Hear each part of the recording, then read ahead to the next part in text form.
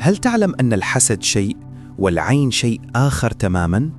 كثير من الناس يخلطون بينهما، والنتيجة أنهم لا يعرفون كيف يحمون أنفسهم.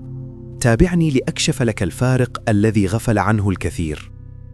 تعريف الحسد: الحسد هو أن يتمنى شخص زوال النعمة التي عندك، يرى مالك أو نجاحك أو جمالك فيحترق قلبه غيظاً. الله عز وجل حذرنا فقال: أم يحسدون الناس على ما آتاهم الله من فضله؟ الحسد النار تأكل القلب قبل أن تصيب غيره. تعريف العين: أما العين فهي ليست دائماً عن حقد، قد تكون مجرد نظرة إعجاب بلا ذكر الله. النبي صلى الله عليه وسلم قال: العين حق، ولو كان شيء سابق القدر لسبقته العين. العين قد تسقط الجمل، فكيف بالإنسان؟ الفرق بين العين والحسد: انتبه جيداً، الحسد هو كراهية وحقد في القلب، العين قد تأتي حتى من محب غافل.